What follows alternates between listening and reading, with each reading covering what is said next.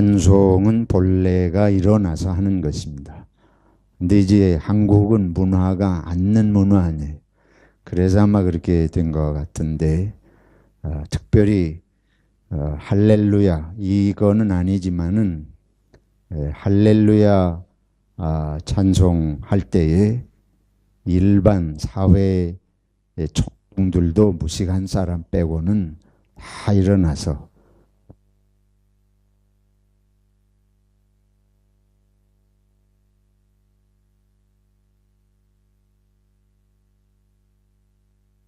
기독교적인 이런 이제 문화인데, 여러분들도 이 교회 생활 하시면서 교회 오시면 불편한 게 많이 있을 겁니다. 일반 우리 한국의 일반 생활하던 거하고 교회 오면 다른 게 많아요. 근데 새로운 그 문화를, 성경에 근거한 새로운 문화를 형성해 간다 생각하시고 같이 믿음으로 받아들이시면 좀 거부감이 나더라도 그런 것들이 점점 우리의 몸에 익숙해지고 우리의 언어를 바꿔주고 우리의 행동을 바꿔주고, 그 삶이라는 건 혼자 어떻게 선하게 살기 힘들어요. 그러나 교회 문화를 함께 바꾸어가면 그 속에서 같이 선한 길을, 또 하나님의 자녀된 길을 갈 수 있는 데 도움이 된다 생각을 합니다. 오늘은 부활주일입니다. 1885년 4월 5일이 부활주일이었는데, 이날 아침에 인천항에 한 척의 배가 도착을 했습니다. 이 배에 최초의 외국 선교사로 일컬어지는 아펜젤러와 언더우드가 이 배를 타고 미국으로부터 한국에 도착을 했습니다. 언더우드는 장로교 선교사였고 아펜젤러는 감리교 선교사였습니다. 아펜젤러가 본국에 보내는 첫 선교 보고서에 이와 같이 쓰고 있습니다. 우리는 부활절에 이곳에 왔다. 그날 사망의 철창을 쳐 부수고 부활하신 주님께서 조선의 결박을 끊어주시고 하나님의 자녀로 빛과 자유의 세계로 인도해 주시기를 기도했다. 우리 한국의 기독교 역사는 부활절과 함께 시작이 된 것을 알 수 있습니다. 물론 그 전에도 서생윤이라든지 백홍준이라든지 7사람이 중국에 가서 스스로 중국의 사절단으로 갔다가 그곳에서 기독교적인 영향을 받고 스스로 기독교인이 돼서 돌아온 남다른 그 역사가 한국 선교 역사입니다마는, 그러나 본격적인 이런 선교의 역사는 1885년 부활주일과 더불어 시작된 것을 교회 역사가들은 그렇게 정리를 하고 있습니다. 그리스도인들은 부활을 믿는 사람들입니다. 그리스도의 부활을 믿고 그 그리스도의, 예수 그리스도의 부활이 저와 여러분의, 우리들의 부활이 되는 하나님의 약속인 것을 믿는 사람들이 그리스도인들이라고 할 수 있습니다.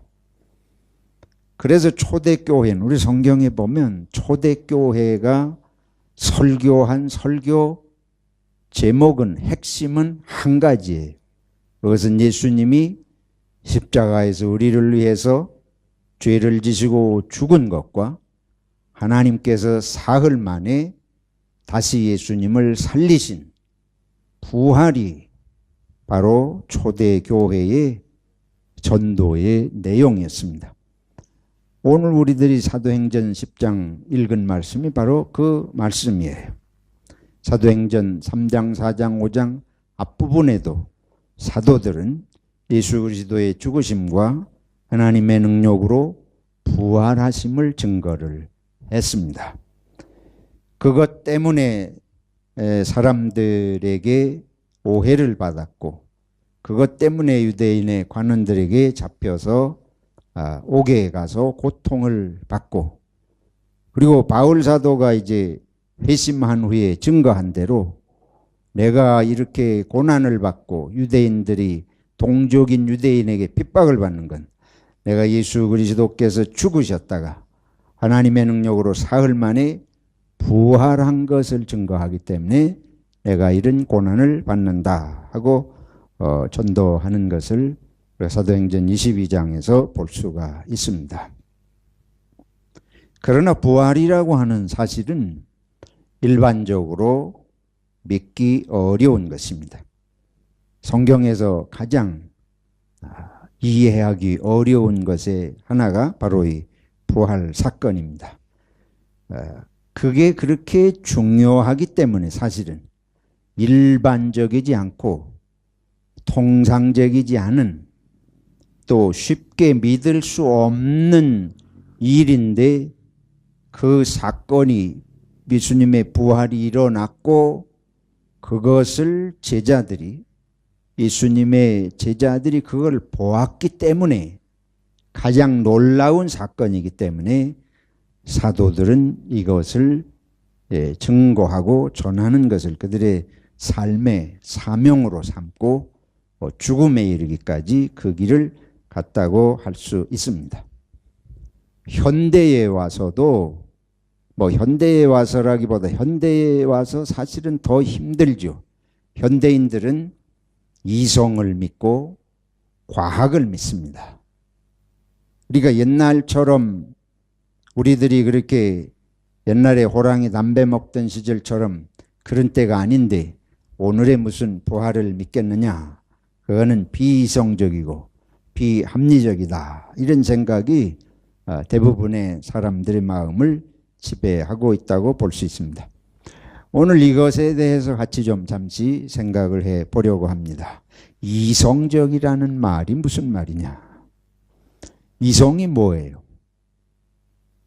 이성이라고 하는 것은 고대 히랍 철학자들로부터 오늘에 이르기까지 현대 철학에 이르기까지 마찬가지로 인간의 정신에게 주어진 이성적 이 판단력, 이건 인간만이 지니고 있는 인간의 위대함이라고 그렇게 생각을 해오고 있습니다.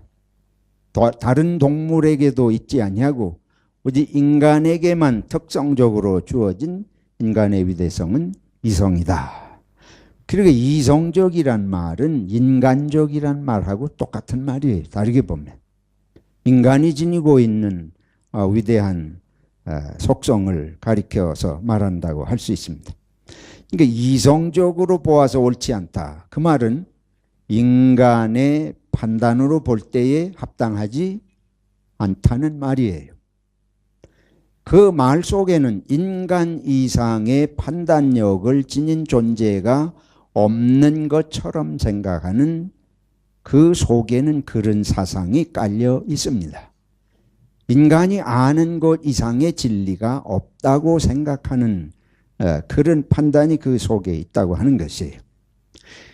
인간의 이성을 논리적이라고 생각을 합니다. 인간의 이성을 합리적이라고 생각해요. 그래서 이성은 합리적으로, 논리적으로 판단할 수 있다. 그건 해석학적으로, 기하학적으로 증명할 수 있는 능력이 인간의 이성에게 있다고 보는 것이에요. 그래서 여기서부터 이제 발달한 것이 과학입니다. 과학은 논리적이란 말은 지금 말씀드린 수학적으로, 물리학적으로, 화학적으로, 생물학적으로, 모든 이 학적으로, 학문적으로 그 이치에 맞지 않는 것은 진리라고 볼 수 없다. 근데 여러분 방금 말씀드린 대로 학적이라는 것이 인간적이란 말입니다. 학문을 누가 해요? 돼지가 학문을 해요? 학문이라는 건 누가 발전시킨 거예요? 인간이 발전시킨 거 아니에요. 인간의 이성이 발전시킨 것이 과학입니다. 그러니까 과학과 인간의 이성 이상의 진리의 세계가 없다고 하는 착각을 하고 있는 게 현대인의 사고예요. 우리는 자가장탁에 빠져 있어요. 현대인들은 인간의 사고가 모든 진리를 다 파악하고 있다고 하는 자가당착에 빠져 있습니다.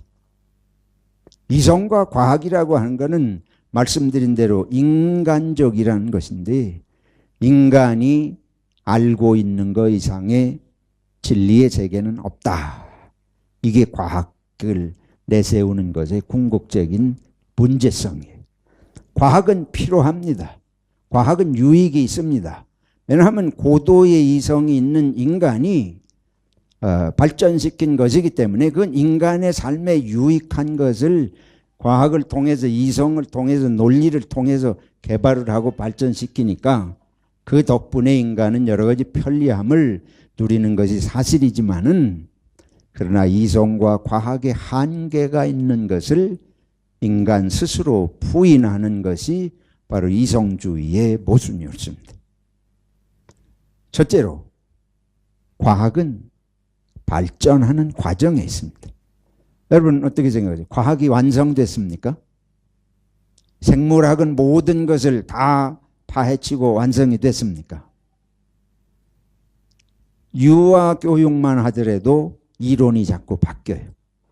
여러분들이 이 뉴스를 보면 요즘 인터넷이 발달했으니까 인터넷 뉴스를 늘 검색을 해서 보시는 분들은 날마다 과학에 의학에 생물학에 무슨 이런 거에 새로운 이론이 자꾸 등장하잖아요.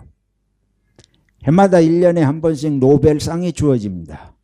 노벨상이라고 하는 거는 화학이나 물리학이나 생물학이나 이런 학문의 분야에 거기 물론 문학도 포함되고 여러 가지 그런 게 다 포함이 돼서 새로운 이론들이 발전한 그건 뭘 말해요? 새로운 이론이 아직도 개발되고 발전할 수 있다. 그거는 과학은 도상에 있다. 그러면 과학이 완성된 것이 아니고 발전하는 과정 중에 있어요. 만약에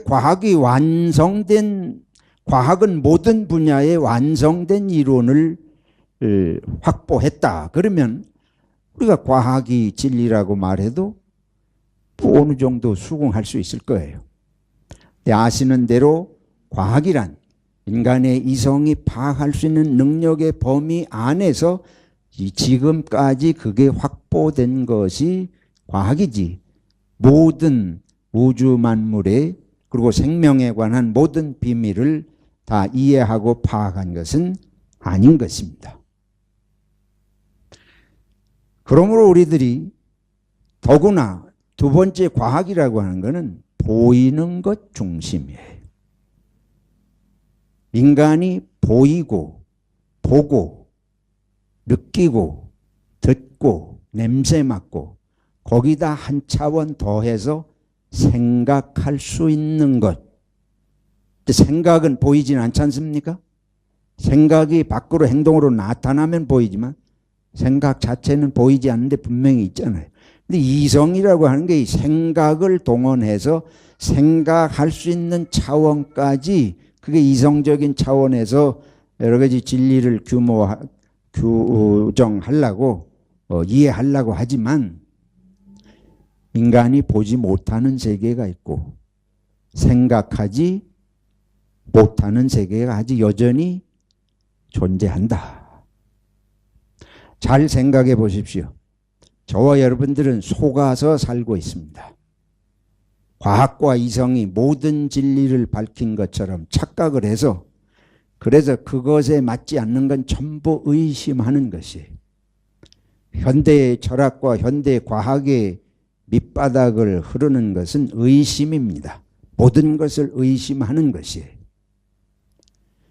그래서 보이고 생각할 수 있는 차원이 아니면 다 의심하고 의심이 드는 한에서는 진리라고 인정할 수 없다. 그것에 1차적으로 가장 엄청난 위협을 받는 것이 성경입니다. 성경은 보이지 않는 세계를 얘기하잖아요. 우리가 생각할 수 없는 세계를 말씀하잖아요. 그러니까 근대 철학과 과학이 발달하면서 가장 심각하게 서양 사람들이 문제를 삼기 시작한 것이 무엇입니까? 성경이에요. 그러면서 문제의 제1번이 의문을 삼기 시작한 1번이 부활입니다. 어떻게 죽은 자가 다시 살아나느냐 하고 이제는 과학과 이성으로 검증할 수 없는 것은 전부 비진리처럼 몰아붙여서 그런 바람을 불어일으키니까 그 왕성하던 서구 교회의 교인들이 교회를 떠나가기 시작을 했어요. 학교에 가가지고 그런 가운데서 나온 게 진화론입니다. 진화론은 이제 더 이상 성경을 신이 생명을 창조했다고 하는 걸 믿지 않고 모든 것을 인간의 생각으로 이제 발전시키는 건데, 그런 걸 통해서 종의 기원을 이야기한 다윈부터 시작을 해서 이제 이게 교회를 무너뜨리는 힘으로 작용하기 시작을 한 거예요. 그때부터 서구 교회의 젊은이들이 교회를 떠나기 시작합니다. 왜 그런가 하면 학교에 가서 진화론을 배우고, 더 이상 신이 존재하지 않는 것처럼 생명은 신이 창조한 것이 아니고 뭐 이게 무슨 미생동물에서부터 아주 자그마한 이런 생명체로부터 고등동물까지 발전했다는 이런 생각을 자꾸 해가지고 이제 진화론이 나오고 하니까 사람들은 그게 진리로 받아들여진 거예요. 오늘 제가 말씀드리려고 하는 것은 과학이 일부 인간의 이성을 가지고 발전시키거나 이해 영역을 넓힌 것이 있지만은 과학이 준 피해가 있다고 하는 걸 우리가 알아야 됩니다. 과학이 준 피해라고 하는 건 뭔가 하면 모르는 것까지 아는 척을 하는 것입니다. 인간이 모르는 세계가 있다고 하는 것을 거부하려고 하는 것이. 그렇기 때문에 이것은 영적이고 신앙의 세계에는 가장 치명적인 도전으로 작용을 합니다. 칼이 음식을 만드는데 칼 없이 음식 만들기 얼마나 불편해요. 유용한 도구예요. 아시는 대로 이거 사람을 찌르면 죽습니다. 과학이라고 하는 것이 겸손하게 컨트롤돼야 합니다.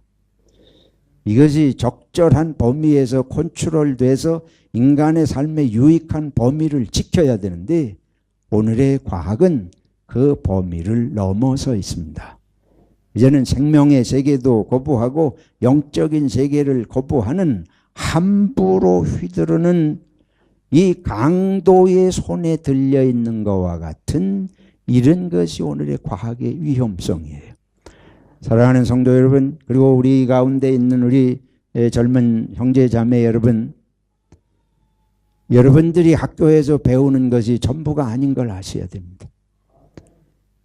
이 학교에서 배운 진화론을 발전시킨 것은 무슨 진리를 알았기 때문에 그걸 발전시킨 게 아니에요.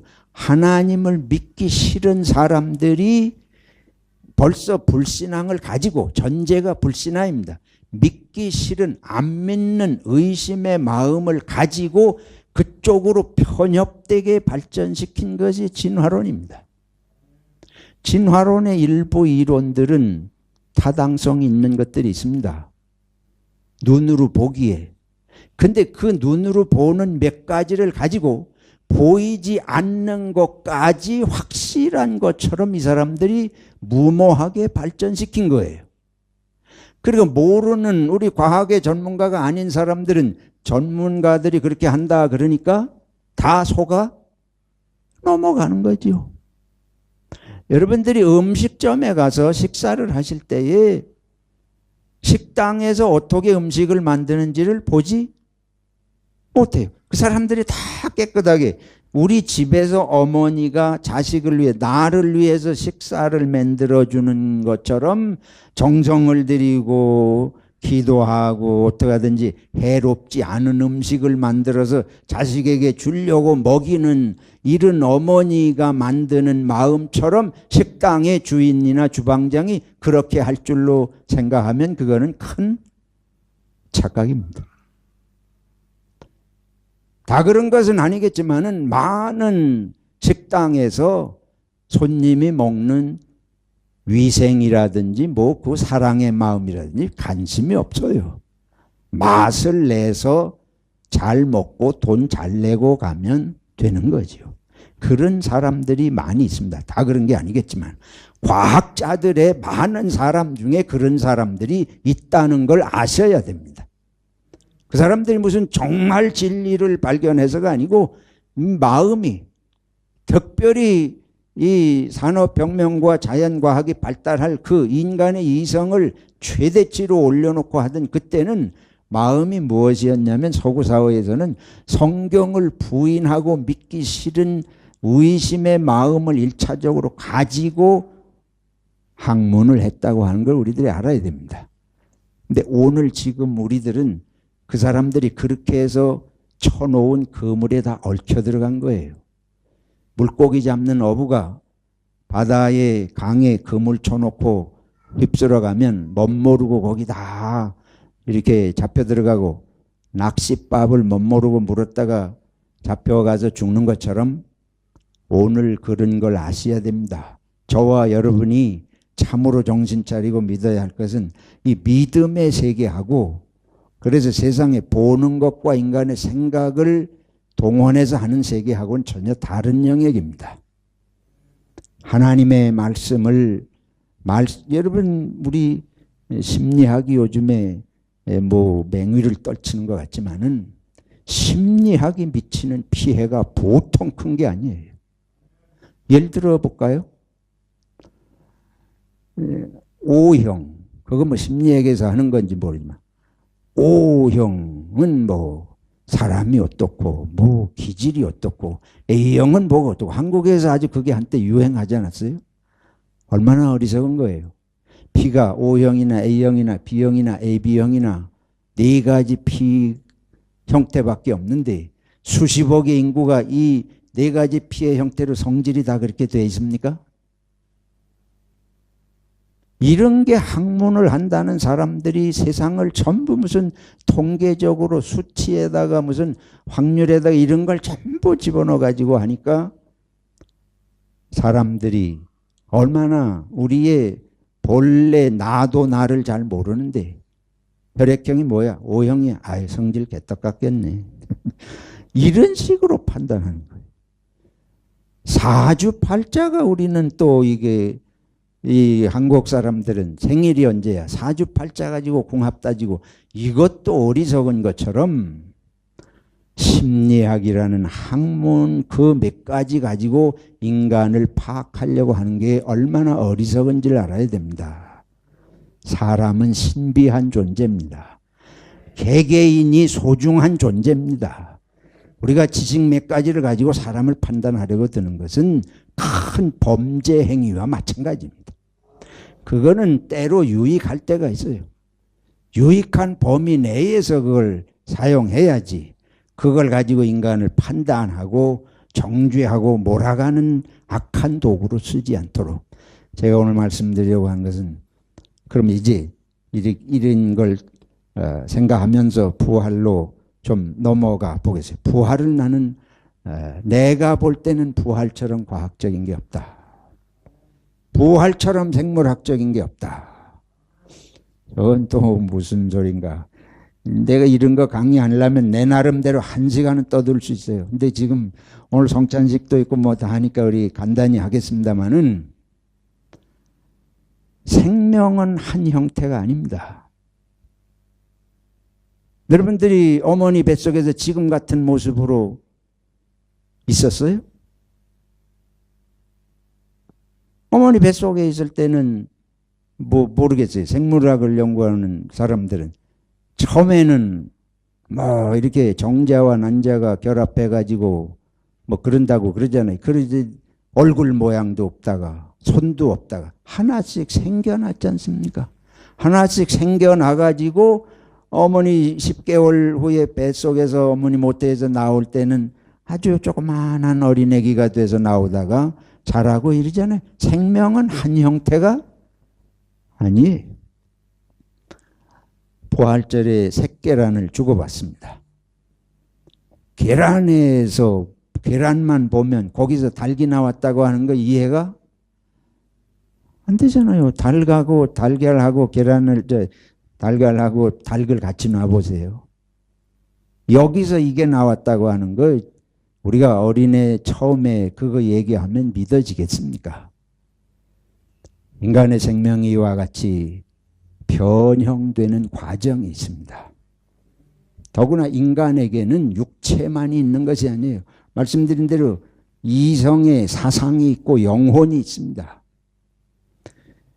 이제 우리 살아가면서 어머니 모태에서의 생명이 있고 그 전에 또 다른 단계가 있고 몸 밖에 나와서의 단계가 있고 이제 이 몸을 버리고 우리 영혼의 온전한 세계가 있다. 그거 상상이 안 되잖아요. 똑같습니다. 어머니 모태에서 어떻게 그 생명이 그렇게 생겨나리라는 걸 어떻게 상상할 수 있어요? 이거 우리가 보아온 경험이 있으니까 아는 것이지. 마찬가지로 우리의 육신이 생명을 떠나면 이 지금 시공간의 제약을 받는 몸과는 다른 몸으로 변형된 생명의 세계가 있는 줄로 믿습니다. 그걸 예수님이 보여주셨습니다. 그래서 저는 인간의 조그마한 과학 몇 개로 생명의 형태의 변화를 부인하려는 것은 어리석다. 나는 성경의 부활을 믿습니다. 둘째, 성경의 부활이 말씀하는 것은 예수님 보세요. 예수님이 부활하신 후에 제자들이 방에 있는데 그 자리에 한가운데 나타나셨어요. 문을 걸어 잠궜는데. 예수님이 부활하신 것을 막달라 마리아가 무덤에 가보고 처음에 예수님인 줄을 알지 못해요. 생각도 못했겠지만은 엠마오로 내려가는 제자들에게 예수님이 나타나셨는데 예수님이신 줄을 몰라요. 그러다가 그들이 한 마을에 가서 식사를 하면서 예수님이 눈을 열어주시니까 눈이 밝아져서 이분이 누구신 줄 그때서 안다. 예수님인 줄을 그때서 알잖아요. 그리고 예수님은 제자들이 보는 가운데서 승천하셨습니다. 우리식으로 생각하면 이 몸이 어떻게 승천을 해요? 이런 성경의 여러 가지로 볼 때에 예수님의 몸은 변형된 몸이십니다. 다볼산에서 변화산에서 이미 변형된 모습을 제자들에게 보이시기도 하셨습니다. 저와 여러분이 바울 사도께서 고린도전서 15장에 뭐라 그러신가 하면 그날에 우리가 주님을 만나는 그날에 순식간에 우리가 다 변화가 된다.